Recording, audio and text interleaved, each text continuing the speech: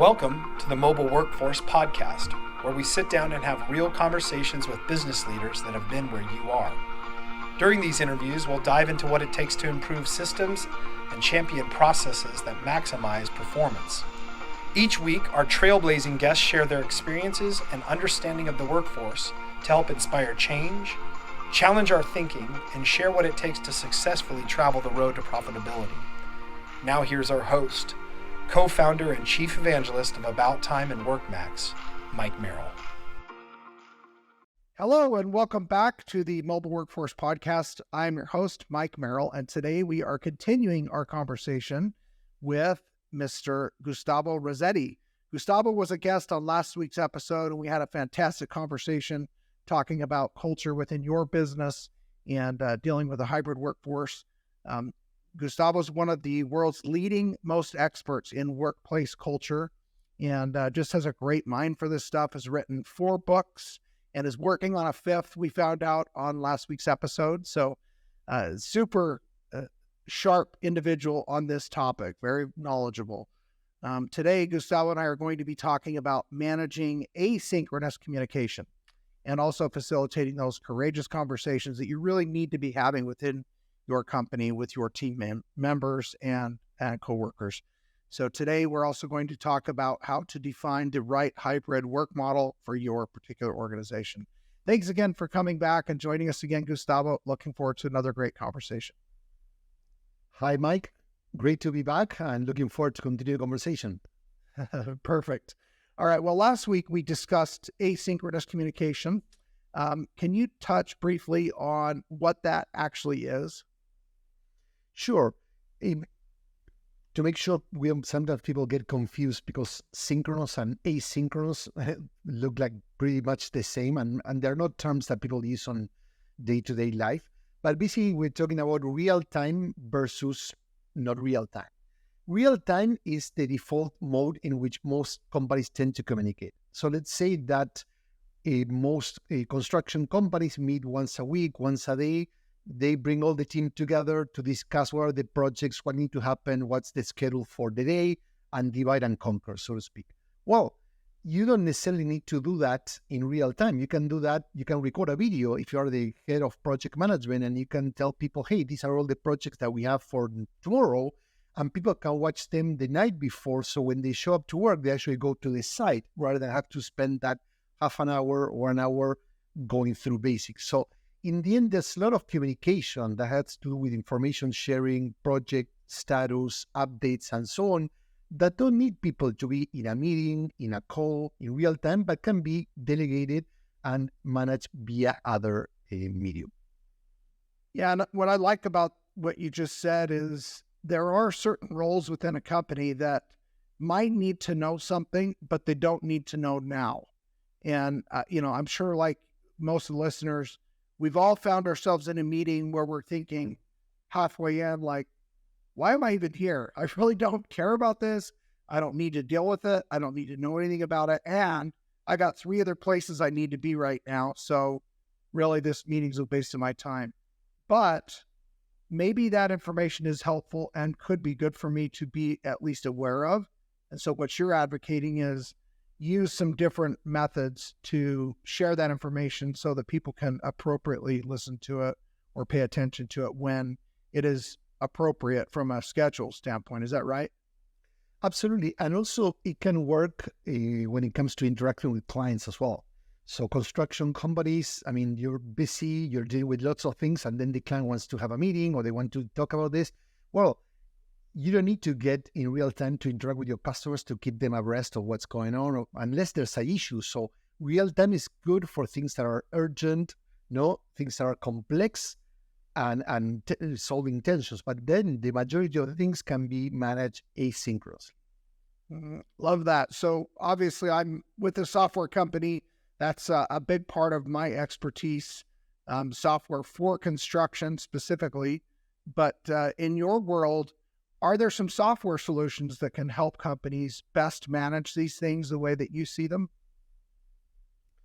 Absolutely. There's a tool that's called Notion that's really good for documentation, and you can structure like every project that you're running and all the pieces and who's doing what needs to happen. So it's a one source of communication in which anyone can get input, can update information, can get up to speed without having to interrupt other people or without having to have a call or a meeting with your colleagues to know what's going on. Love that notion. I haven't heard of that before, but I'll definitely check it out. What do you think are some of the biggest mistakes that companies are running into and encountering when they're trying to work within a hybrid model where some people are there in front of them and maybe half the other people are not? The first thing is, you mentioned the word model. I think that when it comes to a hybrid, people think that hybrid means like 3 days in the office, 2 days from home, a rigid arrangement. And there are countless ways that you can basically build a hybrid model. The most important thing is, rather than work around a schedule, you should work around the work. So in many companies in construction, it's different because most of the time you need people to be working on site when you're building, right? However, in many other organizations, there are sometimes that maybe people don't need to see each other. They don't need to be in the place, right? However, there are other moments in which you need people to be there like every day. So for example, here in Chicago, because of the weather, most of the months people cannot build outside. But then on the other months, they're building like crazy to catch up. So what happens is many companies still expect employees to follow a 9 to 5, whatever schedule during the time, like winter, in which they're not building. Because why? Because that's how the way you do it. Why don't let people work from home, or at least partially work on the building, manufacturing, all the things that they can do when they're not in that production kind of time because of the weather. And so my question, why not, right? Yeah, I love that. It sounds like what you're saying is, and for some reason, as a society, we have stuck with this old model of, 9 to 5 or 8 to 4 or, 7 to 3 or whatever it is, that this 8 hours per day is the default. And we all have to do this. But what you're advocating, it sounds like, is there's a lot of ways to do this. And your current way is maybe not even likely the best approach for your particular business. Is that right? Absolutely. Absolutely. I think it's important to challenge that. In our previous episode, we talk about what you're not trying to do in a different way, someone else going to do, and it's going to get you out of business. So if companies don't experiment with different ways of working, someone else is going to do, and they're going to attract your best talent. Okay, so they're going to take your customers and take your employees by offering a more... not your employees, the good ones. Yeah, good point. The best ones, yeah. The ones you don't want to lose, right? Exactly, yes. Yeah, that's a great, a key point to make. So what role can managers play within a company to help companies take advantage of this and really access the opportunity that's there? The one thing that's important is understand how people want to work together. Managers tend to impose their approach to work. And in the previous episode, you mentioned something about, hey, you would like, Mike, I would like to work maybe 10 days or 4 days of 10 hours and then have a free Friday. Other people might not. So it's important to understand people's preferences, because some people are early risers. Some people may want to start at 5 in the morning. Some people rather get into the job at 11, but then they stay until 9. So be flexible. If, of course, the client permits you to work in a flexible. But the point is, managers should have this conversation with people to see what works best for you, rather than have a one-size-fits-all approach for everyone. Yeah. So do you have some examples you can share of either customers that you've worked with or companies you're aware of that have done a great job of adopting a hybrid model where they have different types of schedules for different employees? Absolutely. There's a software company called GoTo. They have the GoTo meeting and many other kind of collaboration kind of tools. And one of the things they realize is that they tap into the different groups of the company. For example, younger employees have certain preferences, people with kids or caregivers and other. So basically, they create like 5 options based on people's circumstances, and people could choose from those. And that really created a lot of excitement from people because they could adapt their life challenges and preferences to their work life. On their hand, the company realized, hey, we also need to create connection because sometimes people are not getting together, they don't see each other. So they started organizing fundraising and volunteering opportunities, for example, helping like build a school in one of the neighborhoods, and people voluntarily could join any of those community efforts or joining a food bank, and then they got to meet colleagues in a complete different context, but was so meaningful that created that sense of belonging and connection between colleagues. Yeah, that's beautiful. I love the idea of teamwork being brought together for a good cause, for something that was, again, more of a humanitarian or a serviceable charity that they're able to kind of work hard and work through together. And the fact that it's volunteer also makes that a lot more meaningful. And that is very attractive to certain types of employees. And I think as companies, we're often scared that, nobody's going to want to do that. We can't even get them to work a full 40-hour week. Why in the world would they actually donate some of their free time and do it for this cause for free? But what you're saying, and I believe to be true and accurate, is a lot of people might be excited and interested in doing something like that, and it would really build teamwork and collaboration and synergy, so that when they go back to work, those employees would have a different relationship working together professionally, just like they built while they were doing that charitable work. Is that right? Absolutely. And that plays also like a ritual because it builds people together. And I was thinking of another company, this is in the manufacturing space, and it kind of very similar to what happens in construction. Not people work in shifts, but often you're focused on doing your task, and then once the clock rings, boom, back home. And in this company, we helped them create like a ritual that was like welcoming the night crew. So basically, what was the best way that we can leave the workplace to make sure that the people that have the night shift or whatever shift is, they're welcome? So how can we leave it clean? Can we leave them a gift? Whatever is it? So maybe write a message.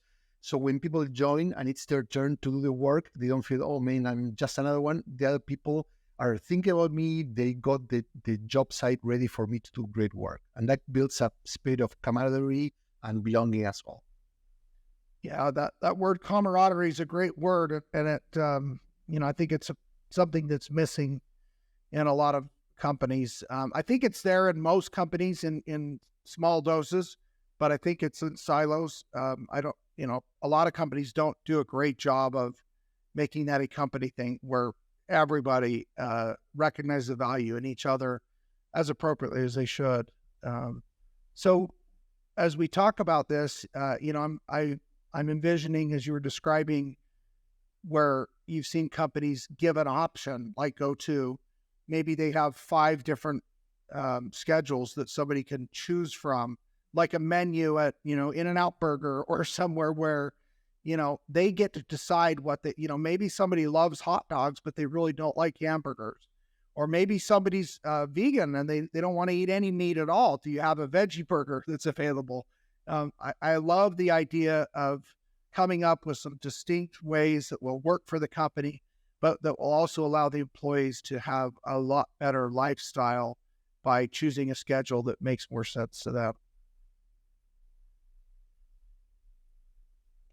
So within this type of framework, what do you think down the road and into the future, how do you think this type of adjustment could really impact us as a society and our overall productivity within our communities and our companies? I think the bigger conversation is that we used to think that work was the most important thing, and people, because of a pandemic, realized, hey, life is too short to just work.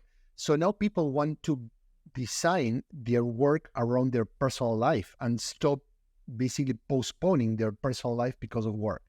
One of the biggest shifts, and this of course affects construction as well, is that people want to move farther away from cities. People want to move in places not only that are cheaper, where they can actually have a home to live in, but also they have a better environment. They can have good educations for the kids. They have a maybe healthier space, maybe more a sense of community. And that's going to affect because, the US in particular is built around huge cities. If you take Germany, for example, when they developed the big companies, it was developed about smaller communities. They never had these gigantic cities. Every company is built around smaller communities, and people are used to that stuff. I think in the US, people are going through the process of, okay, maybe I don't want to be in the city anymore. I want to work in a more communal kind of space.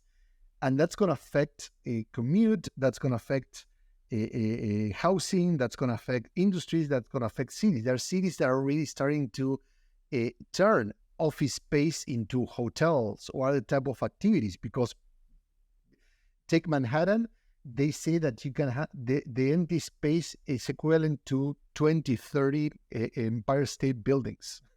Wow. Because people are not working there at all, or they are not going more than once or twice a week. Wow. So the resources that we've built, the buildings that we have that we're still running electricity for, we're still, managing the climate of the temperature of the air. We still have to maintain those buildings. They're not being even fractionally utilized. Is that what you're telling me? Absolutely. So on one hand, there's a huge demand for new living spaces, working spaces, co-working spaces in the suburbs or in smaller cities. But then the bigger cities are suffering from lack of customers, so to speak. People are not. Wow, that's interesting. So is there some advice you would give to maybe somebody that is either starting a new company or that has recently started their business, that they could approach this topic from an effective angle? Yeah, I think that for many segments of population segments, hybrid and flexibility are a must-have. It's no longer a perk. It's no longer something frivolous that, I want to do that, like it was in the past. So if you don't include that in the design of your company, in your jobs, then you're going to miss out a lot of talent that really want that, and they're not willing to give it away. And as I mentioned, there's always going to be people that are going to take your job, but the great people are not if you don't offer them flexibility. Yeah, I think that's a great point. So you're really saying that regardless of where you are at in your business, even new, old, long-standing, now would be a great time before you lose those key employees to take a look at that structure that you have, and maybe they could have some surveys or do something to start the conversation to find out, are there some more desirable schedules? Are there some different structures that might look a little different than today that people would get excited about, versus we're just going to keep going 40-hour work week and paying overtime when we have to, and just, it ain't broke, we're not going to fix it, we're not going to change anything type mentality. Absolutely. So as far as advice to other companies that really were forced to adjust, okay, you're talking about the Empire State Building, you're talking about vacancies in office space. What can they do now? They're already wherever they're at. Maybe they've already figured this out, but they're struggling, or maybe they've still maintained and they're fighting against their employees. I mean, what's the middle ground to get to a place where this conversation can be had effectively and they can get to a better place soon? Yeah, I think that one of the biggest challenges is that companies are not being honest with their companies. So take Google. Google provided a lot of flexibility to their employees. Many people actually moved away from, let's say, San Francisco, or New York, their huge headquarters, to live somewhere else. And now Google is saying, hey, I want everyone back into the office. Not only people feel, hey, you gave me permission to change my lifestyle. Now what I'm going to do, sell my house, go back to a 2-hour commute, to a more costly kind of living lifestyle. What I'm going to do. But also, the company is not offering any particular or concrete reason why people should do that. And you mentioned earlier that people are afraid or worried that, hey, if we are working in a more flexible environment, culture is going to suffer.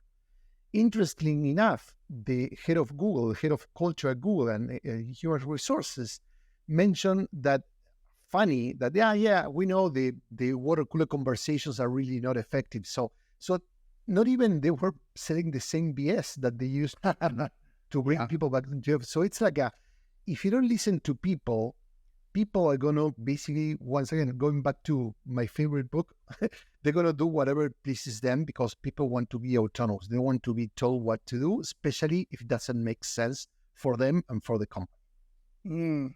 Yeah, in the past, I think industry in general, it's been more of a chronotype setup where the business and the company gains the most, and it doesn't necessarily help the employee directly or their family. And we think, oh, well, we're paying their paycheck, they're cashing their check. We had an even exchange here.